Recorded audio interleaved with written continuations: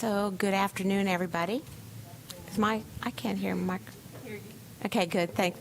I think we got a full agenda today, so we'll start with that. I'd like to begin with the motion for approval of the minutes from the last meeting. So moved. Second. And all those in favor? Aye. Opposed? All right. So we will start right away because we got a lot going on. Thank you. Okay. Good afternoon, Finance Committee Chair Cash, members of the board, and Superintendent Moore. And while I'm beginning, if we could pull up the first PowerPoint slide deck on the allotment and staffing process, and just bring it to the title slide. Over the past month or so, as we've been working through the 2022-23 budget development process, board members have had some questions about allotments to schools, staffing, certain programming. So given that, we thought it would be a good time, while it's fresh, to give the board an overview, if you will, of the allotment process. As we all know, the vast majority of the resources go to the schools. Most of them are allotted on some type of formula basis. And also want to share with you how schools prepare now in the spring, or already, for the subsequent year. And one of the challenges that we heard a month or so ago was that schools are not static places. Student populations do vary from year to year for a variety of reasons. So staffing needs will change year over year as well. But we want to go through the mechanics of the allotment process. Senior Director of Budget Terry Kimsey is going to guide us through that. And then Assistant Superintendent for Human Resources, Dr. A.J. Mutillo, will walk us through the staffing side of it. But they're really woven hand in hand, or two sides of the same coin, one might say. But these are a set of very well-designed processes that allow us to put structure around a very complex set of operations that have to incur with a whole lot of people. So there are budget staff involved in these processes, human resource staff, school administrators are all involved, the area superintendents are all involved in this process, staff and academics is involved with this as it relates to allotment of resources, and even student assignment staff and technology services play a role in this. So with that, Terry, I'm going to flip it to you, and can we go to the next slide? Good afternoon. Today we're going to cover, from the school allotment process side, we're going to cover the allotment formulas, our allotment application, self-allotments, conversions, reconciliation, and targeted enrollment. And then Dr. Mutillo will talk about school staffing processes, including our spring and fall recruitment activities, school staffing plans, and transfers. There are a lot of important dates in the allotment process. The allotment and staffing process for next year began February 1st, and it will run through the end of November. However, allotment and staffing changes occur every day throughout the school year as changes occur in funding and as we have staff turnover. Managing positions and hiring staff is an important job responsibility for all of our principals, assistant principals, and program managers and budget managers in central services. The process begins when we open the transfer application period in February. The transfer application period will remain open, or did remain open, through May 20th. Student assignment provides student membership data by school and grade for the next year, for 22-23. Program managers use this data to calculate allotments for each school for each of the categories. There are job fairs in March, April, May, and November. Each of those is a little bit different. Principals will submit their staffing plans to Human Resources by June 1. All schools report actual student membership on day 1, 10, 15, and 20 of the traditional calendar. That allows our schools with earlier calendars to report that data as late as possible. The allotment reconciliation process occurs during October. and positions are adjusted based on actual student membership as of day 20. That's what Wake County School System chooses to use as the point in time to reconcile allotments. Schools finalize and submit any conversion request and extended employment request by November 30th. And we have 30 schools that are in the restart model. They are not subject to the November 30th deadline. And for all of our schools, if there are unforeseen circumstances that arise, they can submit conversions after November 30th with their area superintendent's approval.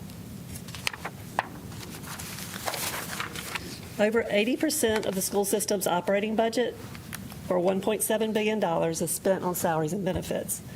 So it's important from the financial side to have internal control for staffing, because we want to make sure that we do not have the possibility of hiring positions beyond those included in the budget. We call this process position control. Schools receive two types of allotments: position allotments for staffing and dollar allotments for their other budgets. Position allotments include salaries and benefits that we distribute in terms of months of employment rather than dollars. Dollar allotments for supplies and materials and contracted services. We use months of employment rather than positions because it is more precise and allows more flexibility for our schools.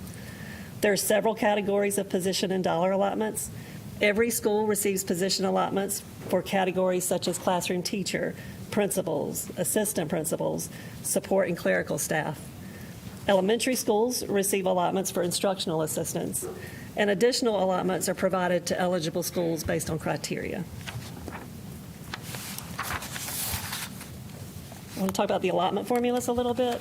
We have a school allotment manual, and there's a hot link in the presentation that you can go to at a later time if you want to look at all of the different categories that are allocated to schools and the basis for those allocations.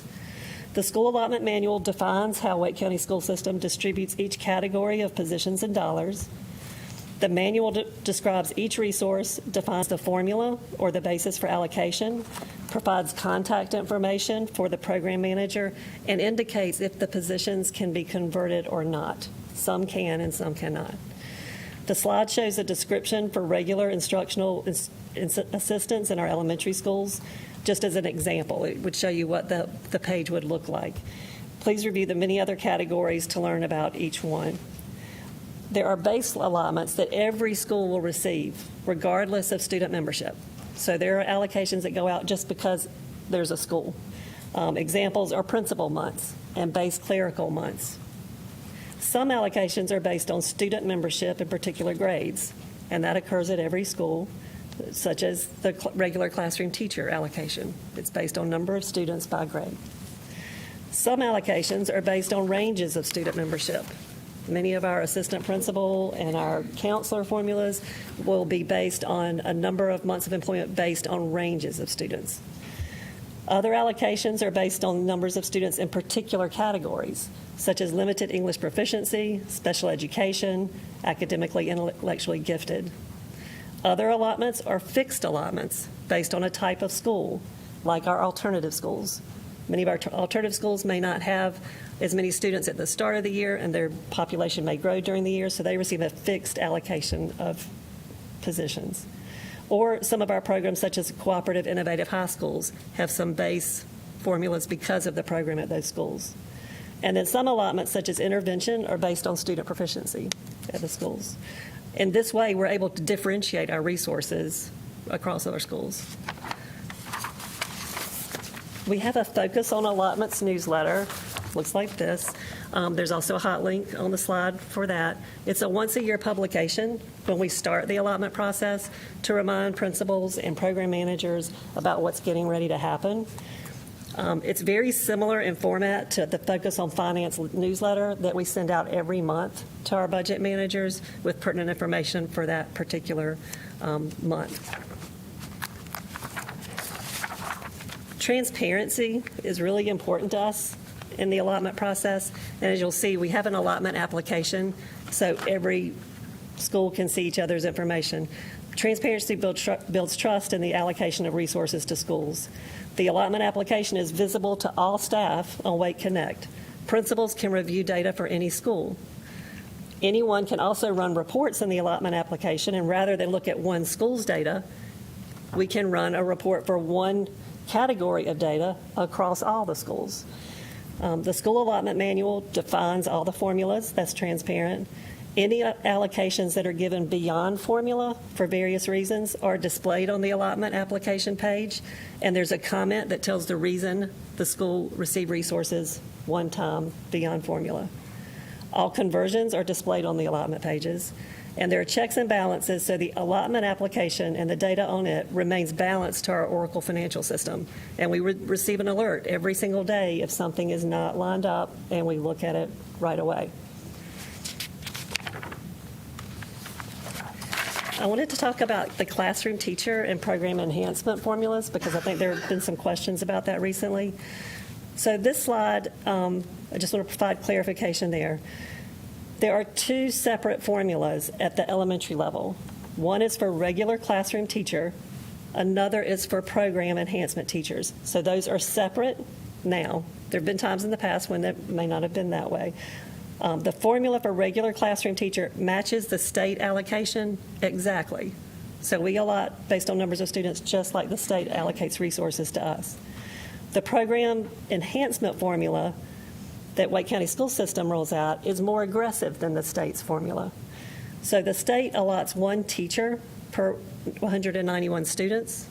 Wake County School System allots one teacher per 150 students.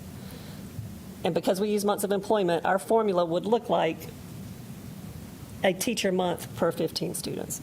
But basically, it's one teacher per 150 students. Both the state and Wake County School System have one formula at the middle and high school level for regular classroom teacher and program enhancement. The state does not pull those apart, and neither do we. We have the same formula the state rolls out for our middle schools. So the allocation based on number of students is what we roll out to our schools. At the high school level, Wake County School System has a more aggressive formula. The state allocates one teacher per 29 students at high school. Wake County School System allots one teacher per 27.97 students at high school. Plus, schools receive fixed allotments that are defined on the slide when you look at the formula. All three levels, elementary, middle, and high, program enhancement teachers are identified with a unique purpose code. That's required by the state of North Carolina. So a regular instructional teacher would be a 5110 as an example. Program enhancement teachers must be a 5130. That allows legislature, state staff to be able to see how districts are using resources. So the program enhancement teachers are identified with that unique purpose code. The numbers of program enhancement teachers vary at middle and high schools. It's going to depend on the schedules at those schools and what offerings they have and what electives they have. But every teacher that teaches art, music, dance, drama, world languages, health, and physical education must be identified with that special identifier for program enhancement. So I hope that clarifies that at middle and high schools, principals will determine how many of their teachers are in these program enhancement areas based on their schedules for their schools each year. Okay, so at the start of the process, we have a planning allotment. So as we began the allotment process back in March to work with our principals for hiring for next year, student assignment provided the student registration information for grades 1 through 12, and they project the number of kindergarten students because we wouldn't know that at the time. Student assignment provides those figures to us, and we load them into the allotment application. So this slide shows you a snip of a piece of that page. It's really a very long page, and it shows you how we load in planning allotment, and you'll see some numbers listed there. The planning allotment generates teacher regular classroom and instructional assistant regular classroom months of employment. So as soon as those numbers are entered, the allotment application calculates based on the formulas behind it and shows how many teacher months and instructional assistant months the school would receive. While I'm still on that slide, I just wanted to mention one thing. You'll see right above planning allotment a what-if projection. That field doesn't do anything anywhere else. It's a place that at any time a principal can put in whatever numbers they want to see how it would maybe look different than the planning allotment. It's a place for them to a workspace for them to look at. Our program managers for our other resources career and technical education, counselors, limited English proficiency, program enhancement, all the different categories. They'll use those planning numbers, the numbers of students by grade at each school. They're all using the same ones. And they'll use that to determine the planning allotment to be distributed to the schools. They'll provide that to our office, and we will load that into the different categories on the allotment page. And you see on this slide, it shows a piece of it, not all the categories. Starts with alternative learning centers, and it shows you the months that are loaded as an allocation and if there's any comments. So the allotment page will show the allotment. If there are any conversions from the school, it will show that, a net total, and any comments needed to provide clarity about the allocations. Okay, the next thing I want to talk about is self-allotments. So we've loaded these student numbers in March, and that's in the spring. So Wake County School System allotments for each school are going to be earned based on day 20 in late September. So there's a long time between March, when we load those planning numbers, and late September, when we're going to reconcile to what they're really going to earn. So it's optimal at the beginning of a school year, once school opens, that we have the classes configured as close as possible to the real number of students that are going to attend the school. This would minimize the changes in classes where we may have to move students from one class to another. So principals can self-allot during this time period, and principals are very in tune with their constituents that are going to their schools. They're in tune with apartments or housing that may be going up or things that may be closing. So if during this process a principal determines that they are going to have higher numbers of students than the planning allotment, they will request from their area superintendent that they be able to self-allot. And they will put forward a number of positions they want beyond the planning allotment. They've used that what-if calculation that I showed you a minute ago to kind of figure out what that might be. The area superintendents will look at that with them and consult, especially experienced principals are very good at this. If we've got new principals that may not be as in tune yet with everything, they may want someone else looking over the figures. So we do ask the area superintendents to approve that. If they approve it, we add it to the allotment page, so that's also transparent. It will show self-allotment and how many months. We'll add those months to Oracle, so everything stays in balance. If during this time a principal thinks they may have fewer students in the planning allotment, we don't make any changes to the positions, but the principals know to not fill all of their positions, because come day 20, they would owe something back. So a principal would be conservative and not fill all their positions in preparation for reconciliation. Conversions. State law allows conversions of positions from one type to another in certain circumstances. And throughout time, that law has gone from being very restrictive to very broad, and now back to being somewhat restrictive. One category we're not allowed to transfer from is elementary instructional assistants, as an example. The state does not allow conversion from that category. So state law and our procedures define which positions can be converted from one type to another. Principals will request a conversion if they would like to have one. That would be reviewed by their area superintendent. If approved, we would process that. Conversions are available for 1 year at a time, because we never know if state law will change and further restrict or make that broader. So as conversions process, it's 1 year at a time. Some schools have had to submit conversions for many, many years because they're consistent. Principals can request to transfer instructional supply dollars to months of employment, and they can request to convert months based on the position type to dollars for supplies, training, and tutors. Those months of employment are worth different dollar values because they're on different pay scales. So this is an example of a conversion chart where each year we will say what the worth of a position is. In the chart, it shows an assistant principal month would be worth $7,982. Or a teacher month, $7,224. So if principals convert between dollars and positions or the other way, this chart will help guide them, and it would show the worth. And we use that consistently across all the schools. So it doesn't matter who used to be in a position. We don't do it based on employees that vacated positions. We do it based on a standard value, so it's fair and equitable across all the schools. Position alignment. The state requires specific account code combinations based on position names. For certified positions, employees must have the appropriate licensure to be eligible for hire. So this is one of the places where, and throughout this whole process, all the people David mentioned in the beginning, we're all working together every day. But for example, when we have a new position name, we consult with HR, and Human Resources looks at the state data to see what code structure matches that position and what certification will be required for anybody we hire for that position. All of that structure is set up in Oracle before we're allowed to post and hire positions. So that work's been done on the front end. So some examples. A teacher for intervention, limited English proficiency, academically gifted, or special education could not be assigned to a regular classroom teacher position because the work they would do would not be regular education and their certification would not be that. All of those have their own unique codes separate from the others.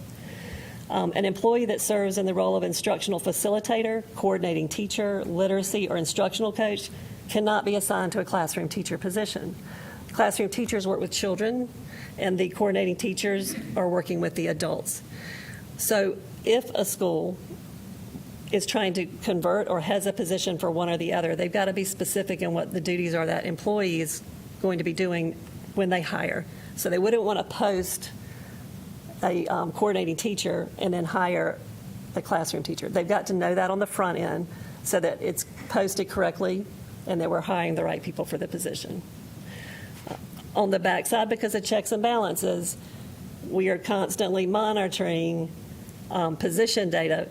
We could post correctly, we could hire correctly, but if we see in a school where they have a classroom assignment, say, for a coordinating teacher, we would follow up with them and say, okay, it looks like you might not have done this alignment appropriately. Something else his office and our office is constantly monitoring to make sure everything's true to the purpose.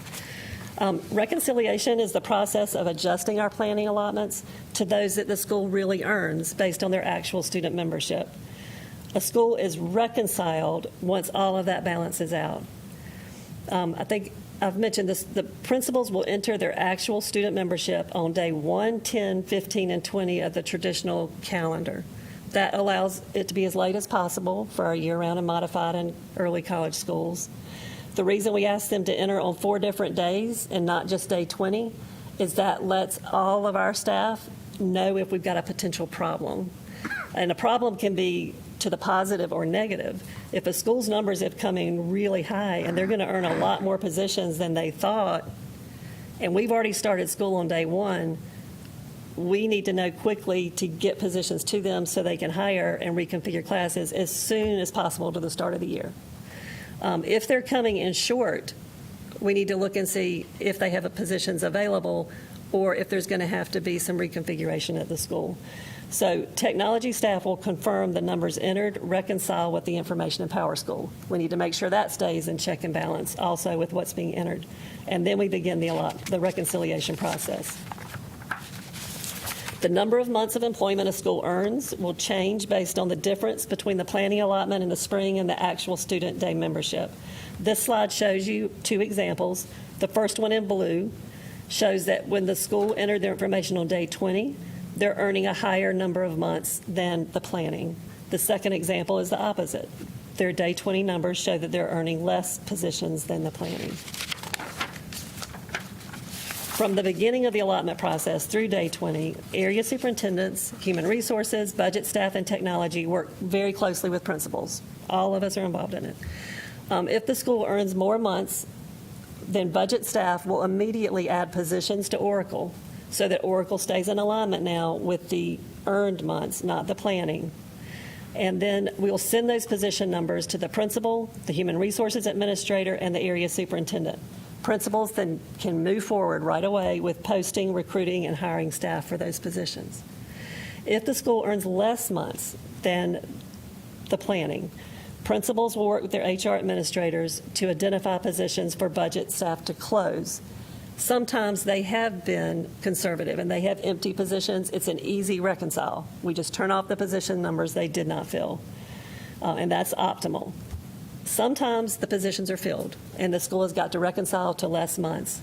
there are several things that can happen. One is the position has another category they have not fully hired, and they might be able to do a conversion from one type of position to another to reconcile. Or they might be able to afford it from their non-personnel dollars, and they want to do a transfer there. Sometimes human resources assist us with reassigning staff from one school to another. So it may be a school didn't earn resources, but we have another school that needs employees because they did earn resources. Sometimes that works out to be a win-win because we have some staff that it might be optimal to switch sites. Sometimes it might not be optimal. It's rare that we have to move people, but it does happen every year. Area superintendents also have a targeted enrollment allotment that they can use to help schools for 1 year beyond formula. And we'll talk about that. Next slide, matter of fact. Okay, so targeted enrollment is one of the resources available as we're managing through the process. Because no matter where in the budget that we define something and we say this is the process, there's always an exception because things happen and there's circumstances. So no matter, how many times we say this is how it is, everything has a way to deal with it when things arise. So every year we have issues that are unexpected, staffing challenges. One will be class size issues. Especially in elementary, there are laws that require we stay under a certain class size. So even if we were to reconcile a school and then more students come, we cannot violate that law. So we may have to give a school resources beyond formula to stay within our class sizes. There can be leave situations where an employee must be absent for a very long time, and they have leave, so they are being paid and they're occupying their position, but we may need to backfill with another position due to the circumstances, and that would be best for continuity for the students in the classroom. Sometimes to reconcile, especially in our multi-track year-round schools, it's really hard based on the different tracks. And it would be easier to reconcile if there weren't all those tracks, but there isn't an easy solution across the tracks. So sometimes we have to give resources beyond formula for that reason. And then there are program impacts sometimes that are reasons to allocate resources beyond formula. Our base budget has 300 months of employment, 30 teachers, essentially, that we budget as targeted enrollment. There's money behind those positions. They're in the base budget. Even though we budget them as teacher, they may be used for any type of position at a school as needed for target enrollment. We would change it from whatever position, from teacher to whatever is needed. Each year when we close the fiscal year and know our fund balance, Mark Winters reserves some additional months for this reason to help us with reconciliation. Last year, I think it was 1,000 months that you all approved to be appropriated from fund balance to add to the 300 months. Our usage right now in total is about 575 months of employment. So this summer, when we asked Mark to reserve more months in fund balance for targeted, it may not be as high as 1,000 because our usage is not that high. We may need another 300 to 500 months, but not that high. And we track this over time and why these occur, and it's on the allotment page, transparent. Area superintendents assist and coordinate with the school administration. And these are added to the allotment page in Oracle for 1 year at a time. At this point, I want to transition to Dr. Mutillo because he's going to talk about the human resources part that happens simultaneous with us, but sometimes follows just a little bit. Yes, Can Ms. I ask you a Kushner. quick question? So that 300 months of employment is for each school? No, it's It's total for the whole entire district. system. The whole district? So it begins as just 300 months available, hasn't been given out anywhere. And as any of these situations arise, the area superintendents will approve or human resources will approve, take some of those months, give it to this school for this reason for 1 year. Okay, thank you. When I It's- heard your actual was 570, when was the 300 put into place? Is that number out of date with our 200 schools now? That's a Because good it seems question. to me like that should probably grow with our number of schools, and Yeah. at least with our school population. Years ago, we didn't budget anything for targeted enrollment, but we found that every year we were having to do the fund balance appropriation. Several years, 3 to 4 years ago, we started budgeting targeted enrollment months. The numbers were higher a few years ago. We weren't using them all. So we dropped it back down to 300, knowing right now that our fund balance is in good shape and we know it's regenerating every year. And that by the summer, once we know, or early fall, when we know that, we have a better idea of how many more we need. But yes, we do. Go ahead. Well, and the 300 months is really an artifact of some funding we had set aside years and years and years ago, and we supplement that with the reserves and fund balance. And I would caution that while there's correlation, I'm certain, between the number of schools we have and the number of months we need to address all these unique situations, I would say it's probably more closely driven to growth projections.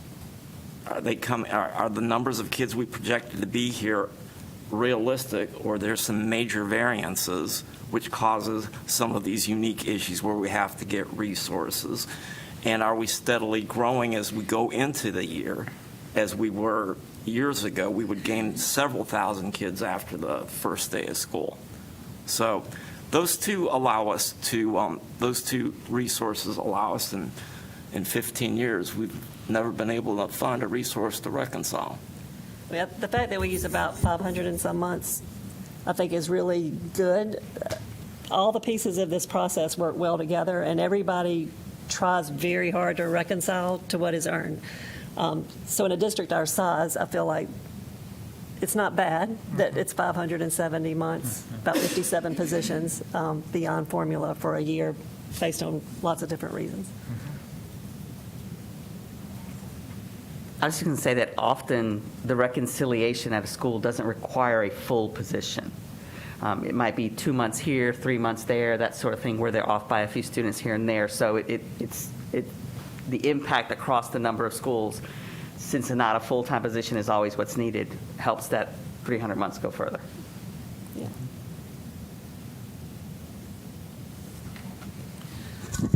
Thank you. So I'm just curious, we have the funds set aside for targeted enrollment, and you've described those situations where they could be used. What about when it comes to our fund balance, where we have money going back into fund balance from, say, lapsed salaries, where we've had vacancies? Is that money tapped first? Does that flow into it, or are they just kept as separate line items? So your proposed budget includes over $19 million of lapsed salaries that we already count on, because we know, tracking data, how many positions are typically vacant in the budget each year. Recently, with it being difficult to recruit and retain, some of our lapsed dollars do come in a bit higher. When we see that happening, we will go ahead and show it on your over-under report that you get each quarter. If we see places that were lapsing much higher than expected, we would go ahead and transfer that into savings. One area where it's not as evident to us until the very end of the year is transportation. It's harder to project accurately hourly staff's salaries. So one area where at the end of the year we may have a bigger balance than we transferred funds out would be in transportation. But we monitored that through the year. It would transfer into over-under savings, meaning we've sequestered it. At the end of the year, it would roll to fund balance. So it is a reason the fund balance grows that then later you can appropriate to add more targeted enrollment if needed. Right. But it is an end-of-the-year reconciliation process, Yes. as opposed to something that flows back and forth. Is that right? Yes. Correct. Okay. Yeah, and a couple more examples, Mr. Haggerty. Once the year closes, and quote Mr. Winters, it's really revenues less expenditures, and if there's a surplus, we find a way, and we're not allowed to carry it over in state accounts, so we carry it over in local accounts. And the specific amount of fund balance we're talking about here is unassigned fund balance. But then based upon that number, and for example, the board's proposed budget, if my recollection is correct, is using a fund balance of appropriation of about $25 million to balance the budget, which means if nothing else changes, we need another $25 million a year from now to balance the budget. So we look at that snapshot after the year is done, and we can make reserve for special projects. We also know we may need it for next year's, the subsequent year's budget. Targeted enrollment is one of those special projects.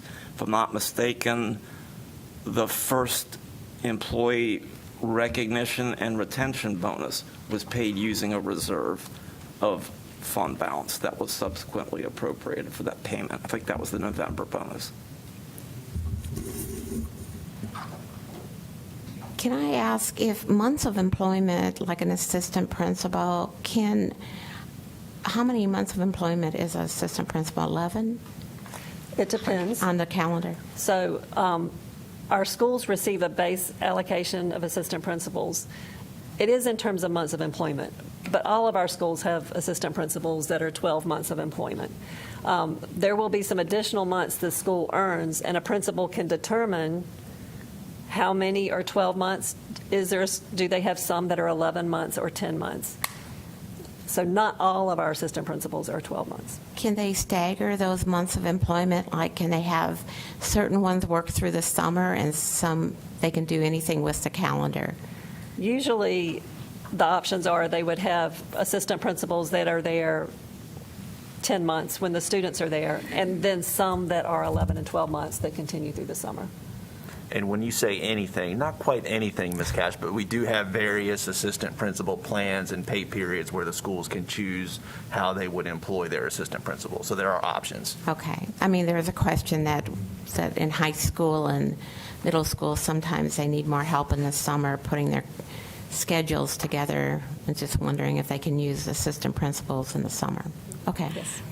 So the short answer is that not all assistant principals are allocated on a 12-month basis.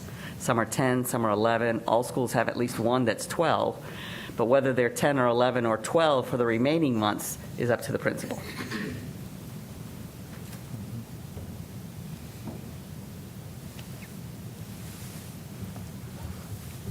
Yeah, and if it's okay, we can move on. We just have a few of the staffing slides, and then Terry, Dave, and I are available to take additional questions after that as well. So going back to the presentation, at the same time allotments are being posted for the next school year, we do also begin the staffing plan process. Human Resources manages a portal where schools can access a detailed spreadsheet of the next year's positions and employees down to the single month of each of those positions. It includes a lot of the important information that Terry's already mentioned, including new positions from allotments that we've talked about. The spreadsheet also includes a lot of different information, including end-dated positions, employee contract information, position numbers, months of employment, budget codes. All of this information is extremely helpful to schools as they plan for the next year.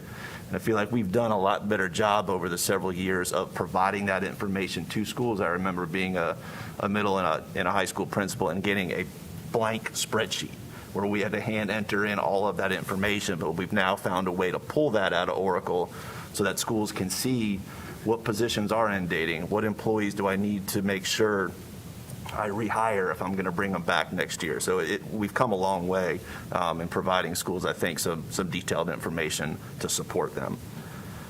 Principals and our HR staffing administrators also meet together to use this information as the basis to develop the staffing plan. Staffing plans were due last week, and HR continues the process of reviewing them, giving them one more final check before we enter them into Oracle so that schools can see the positions reflected there. And this process, too, I think has matured over time. We talked a little bit about some principals being the experienced principals knowing this process a little bit better. Used to be that schools would just submit these staffing plans, but now our staffing administrators actually sit down and meet with the principals as they go through this. And this helps not only our newer principals, but our principals who are changing schools. Because once you've been at a school for several years, sometimes you can kind of project, if my student numbers say this in April or May, this is what it's generally going to mean by June and July, and you get pretty used to that. So as principals transition and maybe that historical knowledge leaves, we have staffing administrators who know those schools a little bit better and can really support new principals coming into those positions. So even before the staffing plan process, we try to recruit quality candidates before we begin to ensure that schools do have a solid applicant pool from which to choose as they hire positions. That's one reason that our spring recruitment season does start in February, but really gets into full swing about March. During these months, our districts, we've recruited candidates from 35 in-person or virtual fairs from nearly a dozen different states. Many people don't know that we do travel to different states to try to recruit talent as well. We also host our own job fairs. So if you take the 3 job fairs that we had this spring, our early fair, our main fair, and as well as our virtual fair, we had over 1,800 teacher candidates to participate and register for those fairs. And we do continue some recruiting into the fall. It's smaller, but some universities will still have some job fairs, and we use those to be able to help fill current positions, as well as positions for second semester, and sometimes even making some connections for the following school year. Some of the other initiatives that we have in place to fill positions include early contracts, as an example. I think that's on the next slide. We can offer an early contract to strong candidates who are in the process of completing requirements, but maybe not have yet completed them. A great example of this is a student teacher who we know is in our district doing a great job. They haven't quite finished student teaching yet. They haven't gotten their degree, dated transcript, but we can offer them an early contract that says, we want to hire you, contingent upon completing your program and getting your license. We've offered about 50 early contracts so far. This is higher than normal years. I've generally been pretty conservative in this area, but as our sort of hiring landscape has changed, we've been a bit more aggressive with trying to offer some more of these early contracts.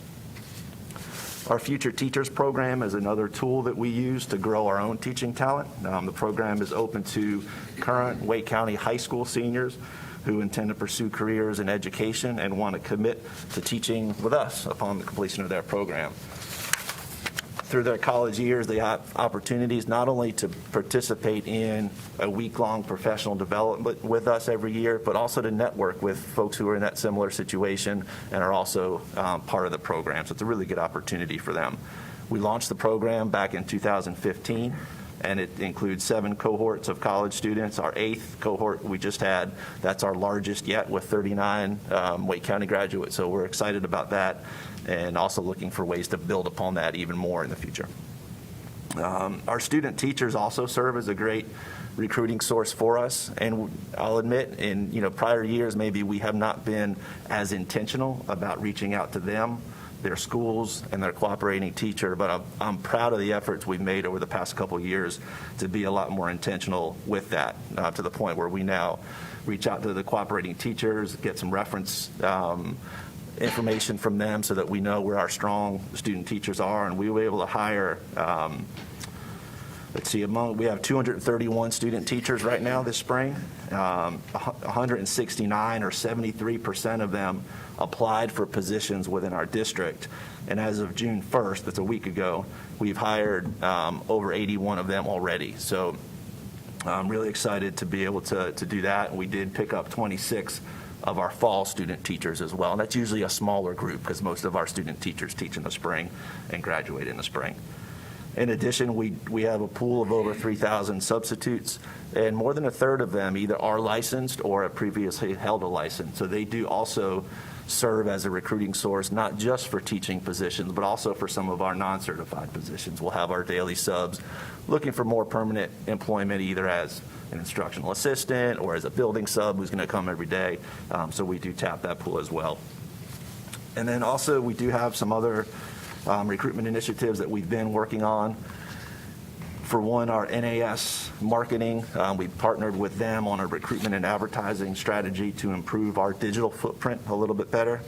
As a part of this work, we're in the final stages of relaunching or launching a redesign of our website landing pages that are aimed at candidates to apply for positions in those critical areas that we've been talking about a lot throughout the pandemic. Special ed teachers, instructional assistants, both special ed and general ed, bus drivers, CNS, those kinds of positions. The redesign will also include the addition of a lead page, and I've heard all of you give feedback at times about how long our application process can be at times. So a part of this lead page will allow a candidate to provide some very basic information to say that they're interested, and then it will allow us to reach out directly to these folks before they even go through the application process. So we're excited about that addition as well.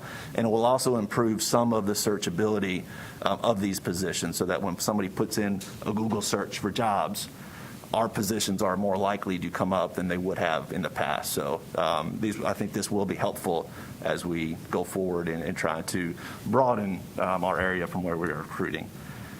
And we have offered some virtual information sessions in the past. We've talked about those at different times for IAs or bus drivers, and I would imagine we could explore doing some of those things again at certain points as well. So that's really just a snapshot of how staffing kind of interconnects with the allotment process and in what we're doing now to try to fill some of our positions for next year already. I think with that, Terry and I can take additional questions that you have. Dr. Martin. Thank you. A couple questions. Start with just clarification. So I was a little curious on the allotment numbers on slide 11. The previous slides told us that they were for Alston Ridge. But when I looked on slide 11, I was kind of struck with 220 hours of CTE for a school. That'd be 22 CTE teachers. This same school, apparently, the 82 counselor months, that'd be like 8 counselors. What school would this be from? What size of a school? Or are these just arbitrary numbers? 'Cause This seems was just an example quite from a high. school. It would definitely be one of our high schools. And Yeah. I'm not sure which school that we snipped that from. But we would have a high school that would have 22 CTE teachers, 8 counselors. Donna, this was an actual school, correct? Yeah, it's one of our actual schools. Okay. Okay, so yeah, those numbers just seemed a little bit high in terms of allotments, but if it is an actual school. It is. Yeah, that makes sense. Another sort of clarifying question. On slide 15, I'm struck a little bit with the an employee serving in one role basically can't be assigned to another position. And we learn about things like LEP, AIG, Spec Ed. It seems particularly like AIG instruction ought to overlap in many cases with some classroom teachers. Is this saying that the whole position can't be both? Or could a teacher be half-time AIG, half-time classroom teacher? Yes. The language here at least was confusing. I want to clarify. Yeah. Yes. Yeah, absolutely. And often, especially with an AIG and an LEP and even a special ed, principals can request to split positions so that they might fund a teacher 50% out of regular ed funds and 50% out of special ed funds. So we do see a lot of those combinations.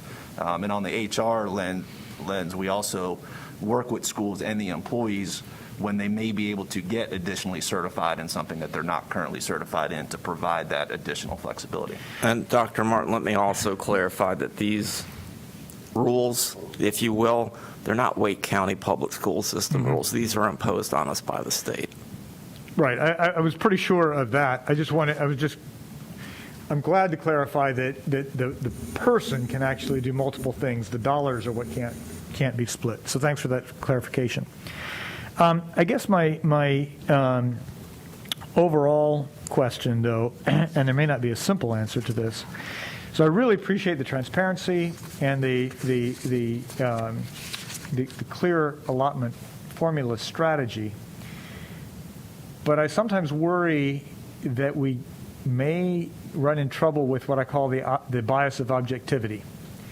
And here I'm concerned about how do we deal with systemic needs of under-enrollment, of low opportunity, and so on, because there we can be very objective about and transparent about our budgeting process. And the allotment is what it is. You know, and I hear we've got these 300 to 570 positions that we can use, you know, for some of that margin of fluctuation, and that makes sense. But those are generally one-year allotment positions, is sort of what we heard. But we have some schools that are systemically under-enrolled.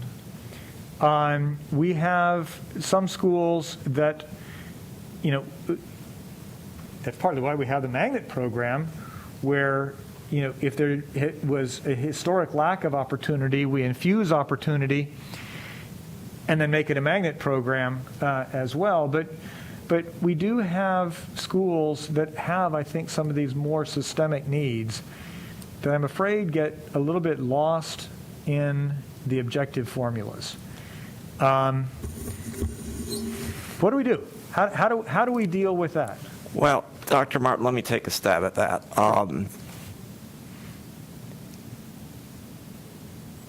The formulas we've looked at today are very limited compared to all the different allotments that we push out. And we pretty much limited, I think, to just like teacher. There are a number of resources that we push out selectively to address the very types of things you're speaking to. Title I allotments, for example, is one example. Not all schools get Title I allotments. And Some of the formulas have a small school size built into it, so no matter how small a school is, they would get a certain number of months. That's another way that is addressed. right, and same with Restart Schools. The Restart Schools can effectively keep their lapsed salary dollars. We don't sweep them back in. And so those Restart Schools have the capacity to use those lapsed salaries to reinvest back into their school programming. Just a couple examples. I'll also say that sometimes you see the impact of systemic need in a budget case. Over the last few years, we've had some cases around increasing either counselor MOE or assistant principal MOE, so that because we changed the formula elementary, because all of our elementary schools were having to reach, I think, 1,100 to get a second AP, and so we've moved that back to 900 or 850 or something along those lines, and that took a couple of years of budget cases. This year, we're in the second and final year of the implementation for a high school AP formula change. So some of it will happen through budget cases that come through, and some of it happens, as Mr. Nieder said, through separate allotments where there's either more flexibility or only certain schools have them, whether it's magnet or Title I, along those lines. The intent of a target, and I will say that there are some schools that will receive targeted enrollment multiple years, because if a school is under enrolled, then we have to look and work closely with student assignment to see what is a long-term plan that's going to address that, and is that long-term plan working, and targeted enrollment may need to be used for multiple years in order to address those needs.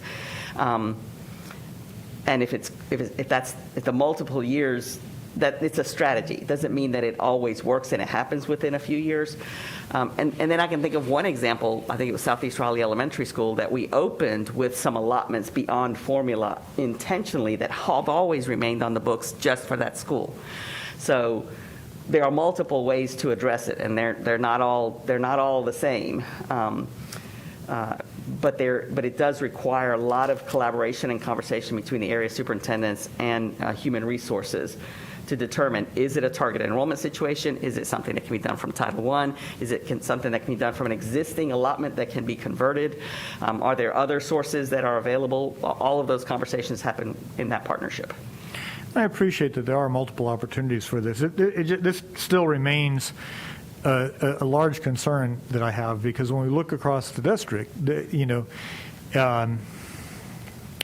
we have some systemically under-enrolled schools. We have some systemically low-programmed schools, and that's difficult for the kids and for the teachers in the schools and administrators and everybody.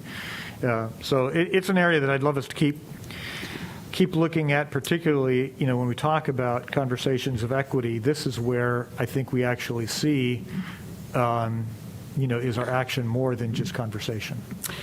I do think there's certainly room for us to review what the base allotments currently are that are not dependent on school size, and determine if there's space there to do additional work. Mm-hmm.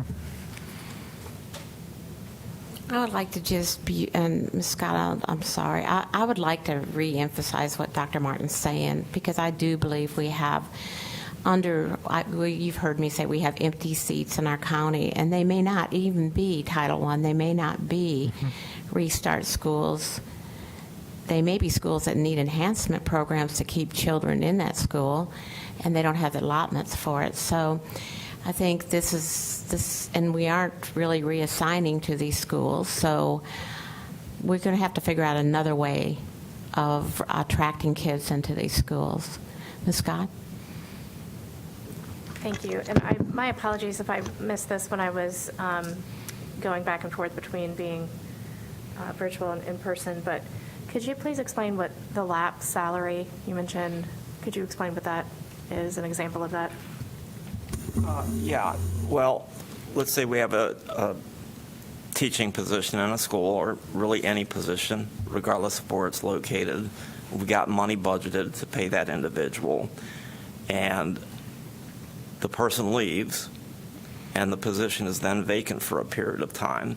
Well, that funding that would have gone to pay that individual's salary and benefits is no longer needed for that year, and so we sweep that back centrally, and that can turn into then local savings.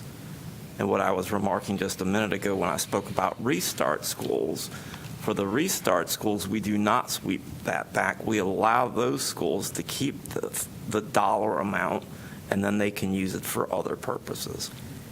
If I can add just a little bit, though, because we have lots of history, and we know every day how many positions are vacant, your budget is understated about $19 million because I have positions with no money under them because we know we're going to lapse at least that much. So every position is not budgeted with money underneath it. And that's one of your potential risks in your budget each year, is that we have positions with no money under them knowing the lapse occurs. Okay, thank you. I appreciate that. And then the other question I had, Dr. Matillo, regarding the other recruitment initiatives with the marketing program. I know Applitrack, will that function smoothly with Applitrack? So if someone sees a position is out there, will it be easy for them to figure out how to get in and apply for that position? Yes and no. It will not necessarily function with Applitrack, but it will allow the employee to submit interest to us so that we can begin communicating about the position while they go through the application process. So it'll be a way for us to connect with employees, or applicants, earlier in the process than we have in the past. And one additional thing, which we're really excited about, we have chosen a new product to replace Applitrack. So we are at the front end of moving that product suite out and bringing in a modern, state-of-the-art applicant processing and onboarding system, which should make the experience for the potential recruits significantly better. And will that also work, isn't it the same program, though, for substitute, like the Frontline? So Frontline has two products, Okay. one for substitutes and one for applicant tracking, and those are two separate entities. Okay. So we don't have, we still plan to continue with absence management, but are looking for that, a okay. replacement for. Thank you. Yep. And when someone is applying with either Applitrack or this new program, let's say we have an out-of-state applicant who is a visual arts instructor, and they're moving here, they don't care where they live, give me a job, I'd like to work for Wake County. Is there a holding pattern for applicants like that? I want to teach third grade, I don't really care where, and to apply for, or do they have to apply for specific roles at specific schools?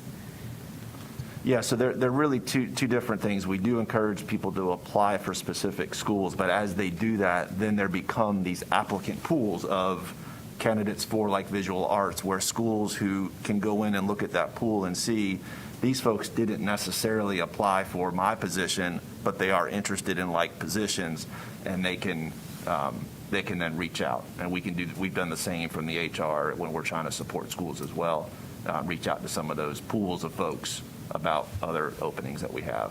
Is that something, thank you. Is that something principals do when they're trying to, they have easy access to those applicant pools? Yeah, more and more now, and especially as we're searching more widely, and we will occasionally send out reminder instructions that this is how you can filter applicants, this is how you can access the different pools that are out there.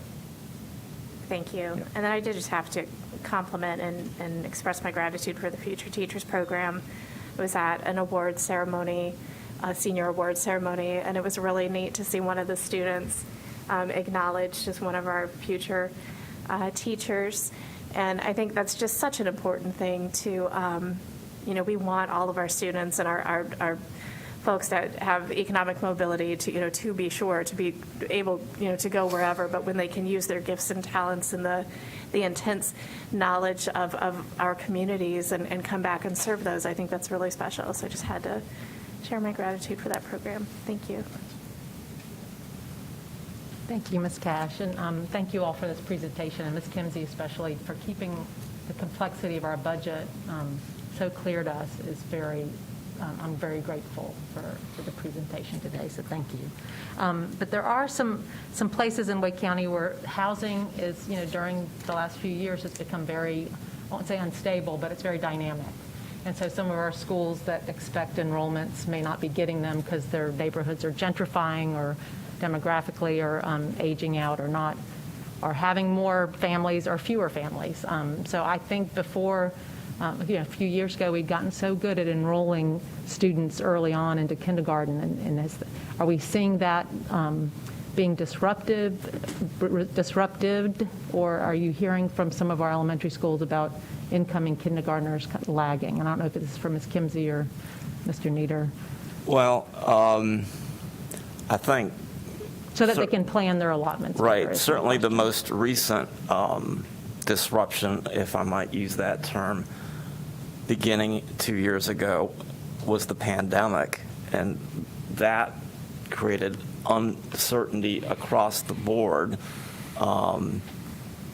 It also put us in the advantage where I think we discovered we had students online studying outside of the country, but they were still getting their Wake County education. So I'd say that's the case, and I guess to go much more granular, I would defer to our student assignment team, who would be much better at providing you more than just sort of an anecdotal response. I will save that for them, but so thank you. Any other questions on this topic? Thank you. It was a really good presentation. Ms. Kinsey, I don't know how you took that much information in allotments and made it so clear and concise. So thank you for that. Thank you to all of you. Got one more. Ready to move on to the next Ready presentation? to move on. If I could ask Donna Moore to pull up the second PowerPoint and the control room to put the PowerPoint up on the screens. Why you stay up here?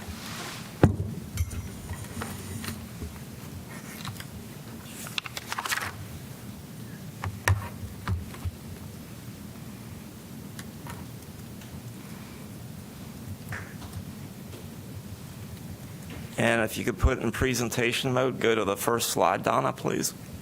I'll go ahead and begin. As I believe everyone knows at this point, the Board of County Commissioners approved their 2022-2023 budget last night at their meeting. So we want to take a few minutes today to walk you through the steps we've taken thus far working on the development of the Board of Education's 22-23 budget, but then also go and let you know what the next steps will be looking forward as well. Next slide, please. So looking backwards, and we were working under a compressed schedule this year, more so than normal, based on the current year's budget not being finalized by the state until about halfway through the year. But on April 5th, we presented the superintendent's proposed budget to you. You held a work session on the 19th. You also held a public hearing, public comment on the 19th. And then at the 3rd, there was more discussion and more presentation. And on May 3rd, you did approve a proposed budget, which in turn was sent over to the county commissioners. The next slide, please. On May 2nd, County Manager David Ellis presented his proposed budget for the county to the commissioners. The commissioners, in turn, had several work sessions and public comment sessions. And at the second one, which I believe was on May 23rd, Chair Mahaffey, Superintendent Moore, myself, Ms. Kimsey, Mr. Winters, Dr. Mutillo, and some others were able to make a presentation. Actually, Ms. Moore did the presentation and be there to answer commissioner questions. And then again last night, the commissioners did approve their budget, which includes a county appropriation with a $50 million increase. I want to say that again, a $50 million increase, significant increase, and it is probably one of the largest increases we've had in any single year, I would have to say. In addition, they did approve beyond that $50 million, an additional $40,000 so we can expand our universal breakfast program. Next slide, please. So now that was kind of where we are. Now looking forward out the front windshield, we're waiting right now to see what the state legislature is doing. They're working behind closed doors at this point. It is a short session, so ideally they would be done at the end of this month. I don't know if that's going to happen. Certainly hope it's not protracted like it was during the long session. But at your board meeting in 2 weeks, I don't believe we'll have a state budget, and even if we do have a state budget, I don't know that we will have time to provide recommendations to you to reconcile. So we will ask you in 2 weeks to adopt an interim budget, which allows us to continue working basically under current budget operations, and then adopt a final budget once we know what the state legislation is and the implications. So we're not asking for any action today. Next slide, please. And to give you a sense of what those recommendations and adjustments might be, we know there's a $6 million funding gap between what was in the board's proposed budget requesting from the county $56 million and what the county commissioners approved, $50 million. So we're going to have to come back to you with a recommendation for what goes. The work of the state legislature could increase the need for local funds. The governor put out a recommendation for basically for almost all state employees for an average 5% increase rather than 2.5%. The current second-year biennial budget that was legislated has 2.5% average. So if there's an increase beyond that 2.5%, the state will pick the cost of that up for state-funded employees, but for locally funded employees, we will have to find local funding for that. So that makes that $6 million gap a little bit bigger, perhaps a lot bigger. And one of my additional concerns is on the employee benefit side. We're all seeing what's happening with inflation. From everyone I'm talking to, that's not going away anytime soon. And so I think the potential for both the employer contribution for health care and possibly even the retirement system, there already is a second-year increase built into the biennial budget. For health care, I calculate, I think it's about a 5-point-something% increase. So we may, and again, the state picks up the benefit cost for state-funded employees, but for locally funded employees, we have to use local funding. So if those amounts go up, because what's in the proposed budget is what was in the biennium budget. So if they go up beyond that, that has to be reconciled as well. So we're already behind the scenes looking at some things and what we can do. But then we do have to wait. And then we know that the board's proposed budget brought us to $16 an hour minimum for support staff and addressed compression. based on what the state winds up doing, we obviously want to do whatever we can to support the board's proposed budget, but we got to balance that with what the state decides. So it's a bit of a waiting game at this point. And Mr. Haggerty, I don't know if you're hearing anything, but I have not heard anything about what's going on behind closed doors. No, and then you have to consider that despite whatever might happen with the legislative budget, then you'll have the dance with the governor's office as well and what might happen there, so that can protract it by a couple more weeks. So that was our presentation, just to bring you up to date. Not asking you to.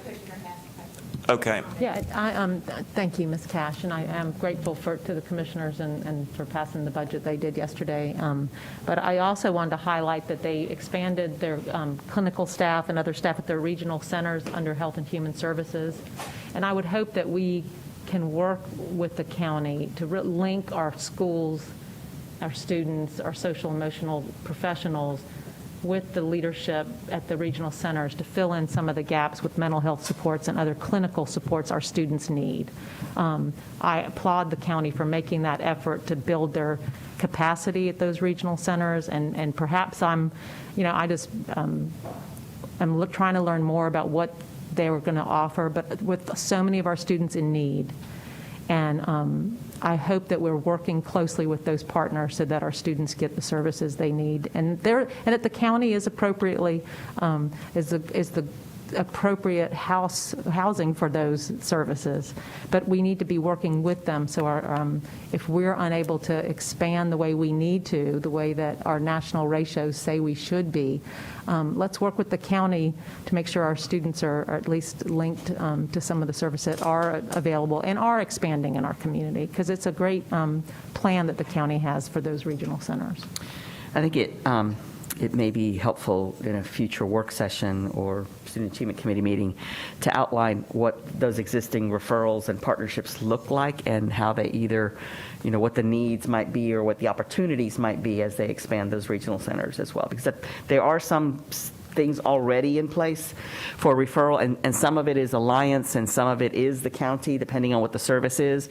So there are some things already in place, but I think it'd be helpful for the board to understand what those are and then where the opportunities and needs are. Thank you, because I do think as a board member, I'd like to understand them better, and I'm even connected with the Health and Human Service Board, but I think our schools need to know what the county's doing with those centers and with their expanded services, because it's quite exciting if they continue on that path and through that leadership.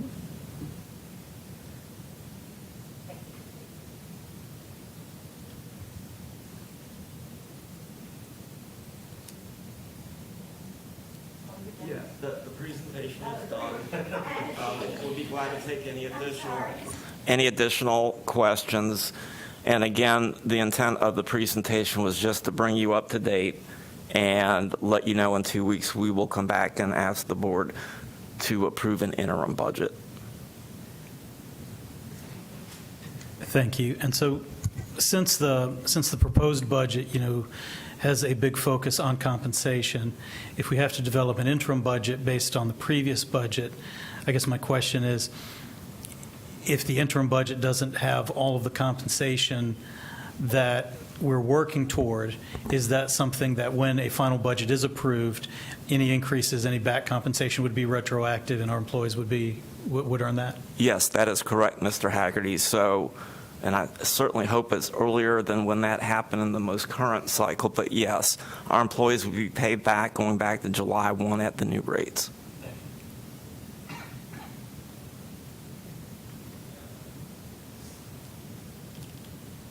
Okay, no other questions, and